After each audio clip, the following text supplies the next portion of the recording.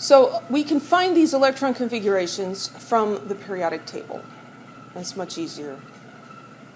Valence electrons is a term we need to understand. Valence electrons are the electrons in the outermost principal shell. That's the shell with the highest principal quantum number. So remember we talked about n equals 1, 2, 3, 4. Whichever level has electrons in it, that's the highest level that's occupied, and those are the valence electrons. These electrons are important because they are farther from the nucleus, so they're more likely to be on the outside of the atom, and these are the electrons that are involved in bonding. And bonding has a lot to do with characteristics of the elements. So there's valence electrons, those are the ones in the highest shell, and then everything else, all the other electrons are called core electrons. So we get the ones on the outside and everybody else. Core electrons and valence electrons. So if we look at the electron configuration for silicon, 1s2, 2s2, 2p6, 3s2, 3p2. So we look for this highest number. Here n equals 3, and in this one n equals 3. That's the highest shell, principal shell. And so we count up the number of electrons in that 3, n equals 3 level. So it's 2 plus 2 is 4. So silicon has 4 valence electrons. Silicon has 4 valence electrons, and the rest of them are core. So there's 10 core electrons. Let's write an electron configuration for chlorine and identify the valence electrons and the core electrons. So when we're doing this, we don't want to use the noble gas shorthand. So chlorine has 17 electrons total. So for chlorine, 1s2, 2s2, 2p6, and then 3s2. And we're up to 12 electrons there, and we need 17, so we need 5 more. So we're going to have 5 in that 3p level. There's the electron configuration. Where are the valence electrons? N equals 3, right? These are the valence electrons.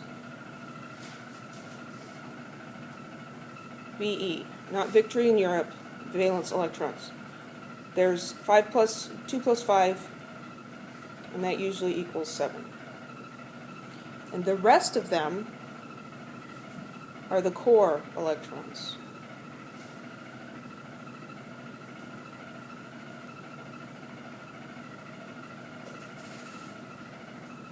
And so there's 10 over there. So 10 core electrons, 7 valence electrons. Any questions?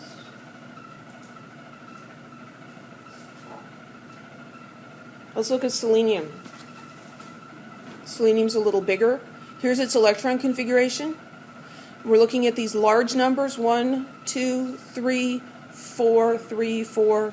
Okay, the highest number is 4, n equals 4. We have some electrons in the 4s and in the 4p. This is the third level. Yes, it's higher in energy, but it's still n equals 3. And for valence electrons, we're looking at the highest n equals 4. So it's these 2 electrons and those 4 electrons, so it's a total of 6 electrons. We don't count the 3Ds because 3 is lower than 4. The number is lower. So you're finding the highest n and counting up the electrons that are only in that level. Does that make sense?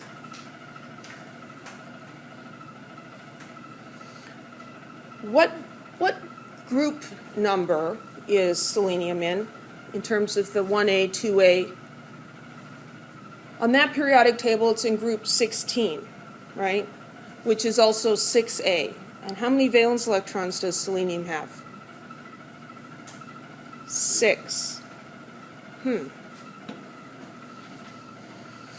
The elements in the same column all have the same number of valence electrons, and it happens to be the same as their group number. How convenient. So here we're showing only the valence electrons. So hydrogen only has 1 electron. Lithium, its highest level is n equals 2, and there's 1 electron in there. And sodium's highest level is 3, there's 1 electron. These all have 1 electron, they're in group 1 valence electron, they're in group 1A. Let's look over here, group 5A. These are going to have an electron configuration that ends in 2s2, 2p3. So 5 valence electrons. Phosphorus is going to end in 3s2, 3p3. 5 valence electrons. Group 5A. It's not a coincidence. It's the same for all of them. These guys have 8 valence electrons except for helium. Helium and hydrogen are the baby brothers, and they get away with murder, right? They get to violate the rules, and mom and dad just look the other way because they're so cute. I was putting Andrew in his car seat this morning, and he was just being unusually cute. He's always cute, but he was being extra cute. And I said, "I love you," and I kissed him on the forehead, and he looks at me and he says, "Okay." It's just such a little goober. But that's what helium and hydrogen are like. You know, they just do stuff. So there's patterns. There's patterns in the periodic table related to electron configurations. So here's a nice color-coded periodic table. These 2 columns in the periodic table correspond to the S block being filled or partially filled. So when we look at the configurations, all of these in group 1 end in S1. And all of these end in S2. Because what happens is we're filling orbitals with electrons, and the first one is 1s, so there's 1 electron. And then over here, here's helium. He's being obnoxious and being over here with the big boys when he should be over here. This one has 1s2. Okay, and then we get out of our big exceptions here. The next one that would fill would be 2s. This would have 1. This would have 2 in the 2s. And after the 2s would come the 2p. These represent the p electrons. There are 3 p orbitals in every level. They can each hold 2 electrons, so there can be 6 p electrons, right? How many columns are there? 1, 2, 3, 4, 5, 6. So here, this one has the 2s filled, and then the 2p1 has 1 electron. And 2 electrons, and 3, and 4, and 5, and 6. Then it's full, and it has to move up to the next level. And this one has 3s1, 3s2. The 3s is full. It moves up to the 3p. Do you see how this is working?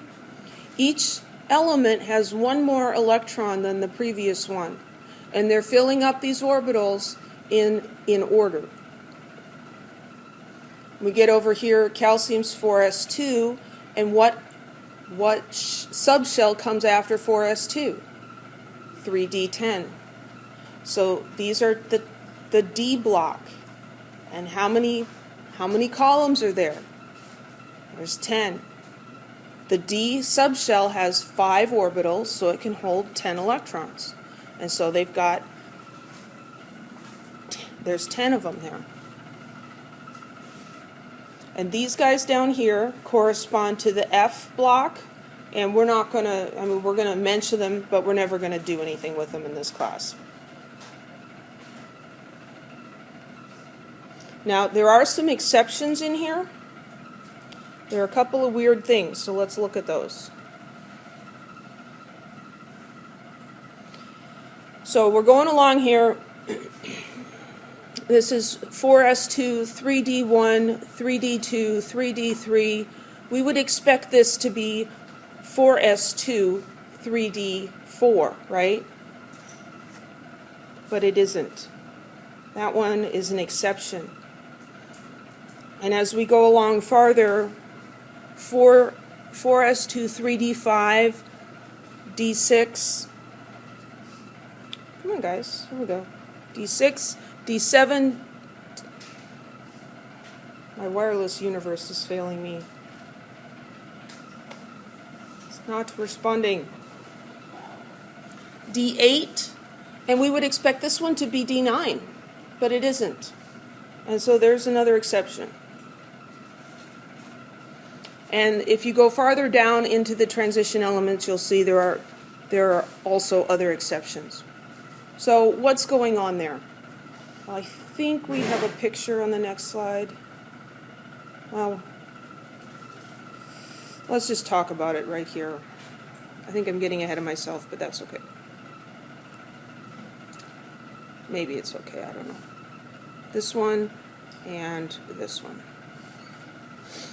So it turns out that if you have a subshell, like the S or the P, that is half full or completely full, there's an energy bonus there. It's extra low. It's like in the hotel, if you have this room, this D room that can hold 10 people, but you have 5 people staying, there's like a coupon you can use, okay? And you can save some money. So if you have 5 or if you have 10, you get a discount. If you have 9, though, you don't get the discount. And so it's actually cheaper if you have 10 people than if you have 9. So someone's going to move up from the 4S room into the 3D room so that they can get the discount. And the 4S room, there's a little bit of a discount there for being half full as well, but not as much. So what happens here, 4S2, 3D, 8. Here, one of the 4S electrons is going to move to the 3D so that that can be fully filled. That's redundant. So that can be completely filled and get that discount. And then over here, the next electron goes into the 4S2. Over here, when we get to chromium, they're going to go for that half-full discount. Okay, so I am not going to trick you on an exam. I am not going to make you write these and remember the exceptions. But I'm explaining them to you because otherwise you look at the periodic table and you're like, why does it do that? There may be homework questions that do these, but I won't ask them on an exam. But I just want you to be aware there are exceptions and there are good reasons behind them. The reasons are just a little bit complicated. Any questions?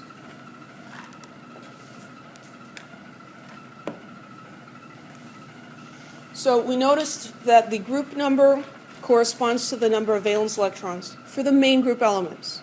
And remember, the main group elements are those blocks in the periodic table that stick up. They have the A numbers, so 1A through 8A. Those are the main group elements, and those are more predictable. So the number of valence electrons equals the group number except for helium. The row number in the periodic table is equal to the number of the highest principal shell. So let's go back to this periodic table.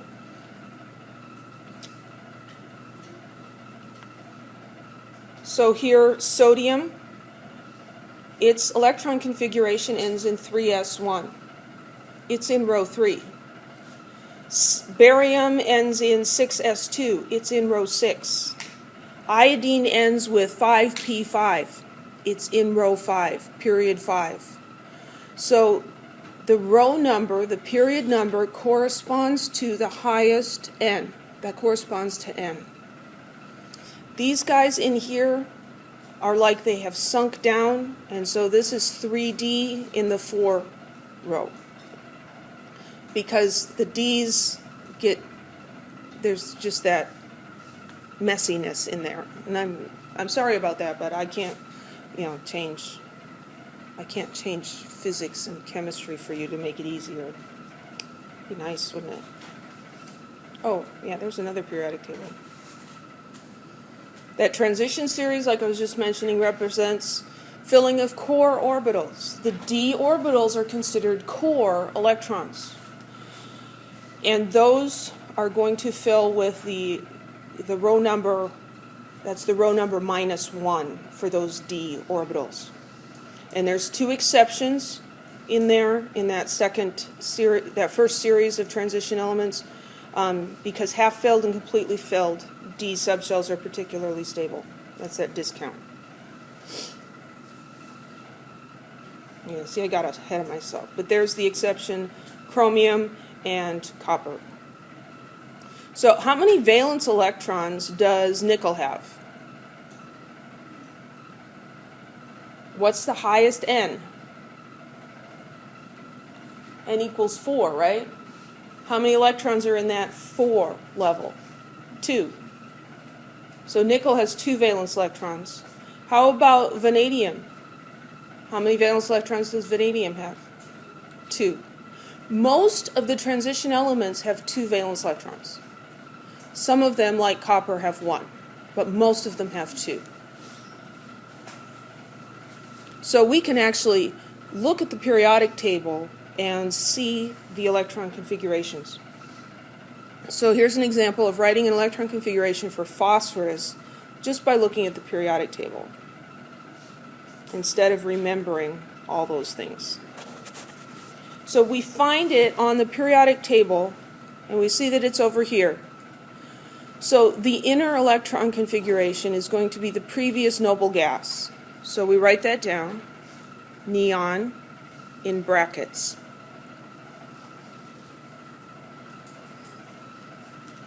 Neon. And then what's next? Over here. This represents the S block. And this is the 3rd period. So that must be 3S, and both of those are full. And then next, this is the P block, and it's also going to be 3. And then we've got 3 electrons in there. So we're going to have 3s2 and 3p3. Let's do another one.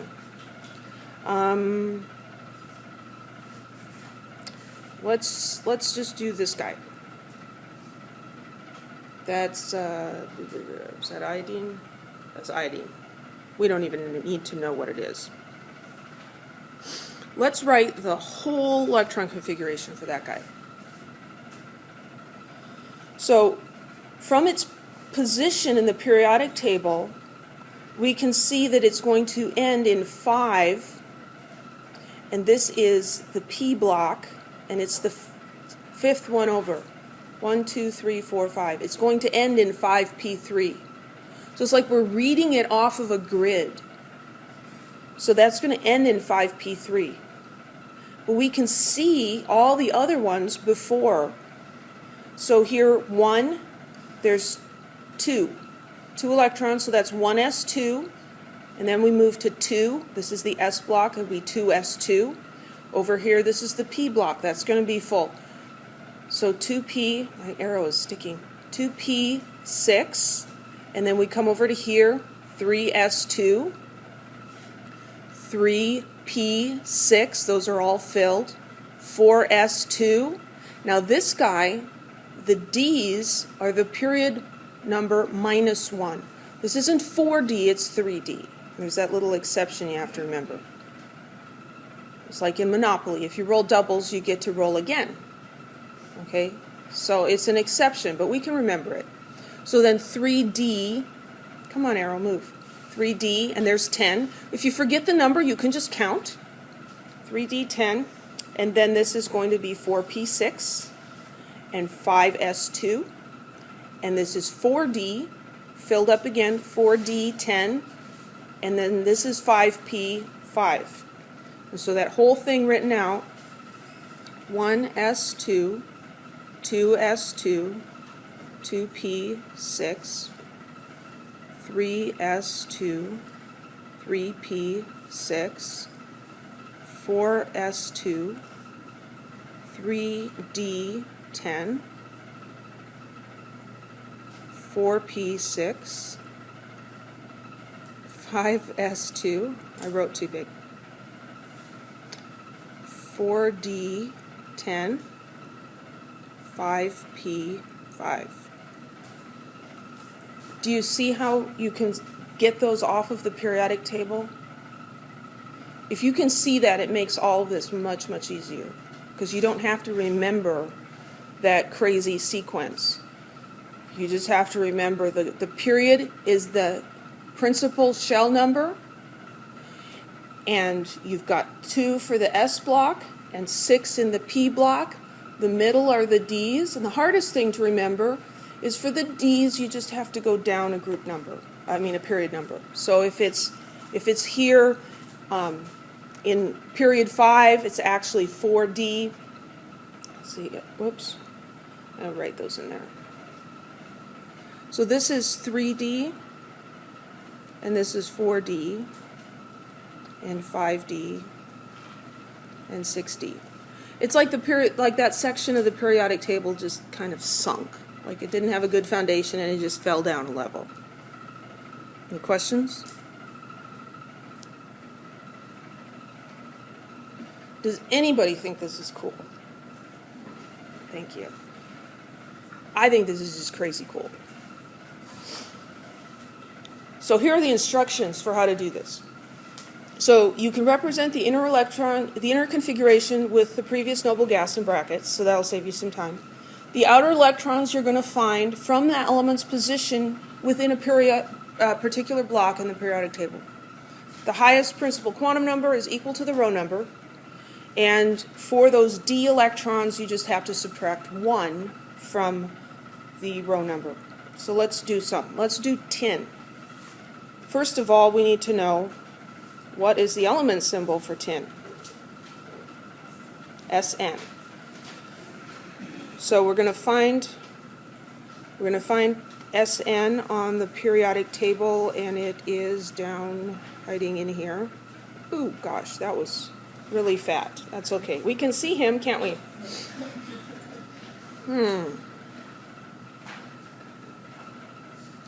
So where is tin? Well, tin is in row 5, right? It's in row 5, and the previous noble gas is what? Previous noble gas, here's this row 5, and we're going to go up 1, krypton. So the electron configuration will be krypton, and then we'll read the rest off the periodic table.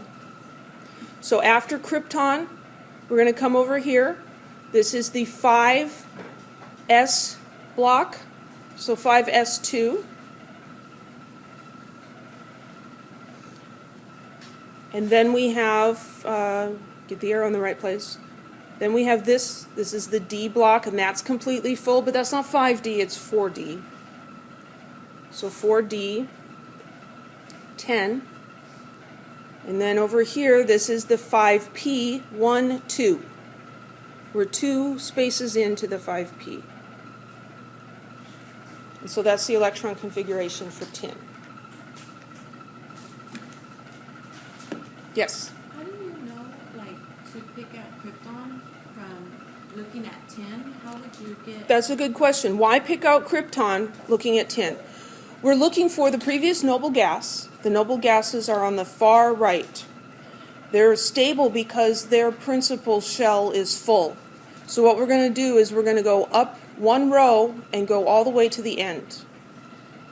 So if we were doing selenium, we'd go up 1 row and all the way to the end, and we'd start with argon. Okay? And really the periodic table should be more of a cylinder, because you go from neon with 10 electrons and it should go right into sodium with 11 electrons. But it's like, the globe. It's not convenient to put a globe in your geography book, right? It's really bulky being all spherical and everything. And so we cut the map and we flatten it out. And so the periodic table is really a cylinder that's flattened. It should just go in a spiral. But it doesn't work out. Any other questions?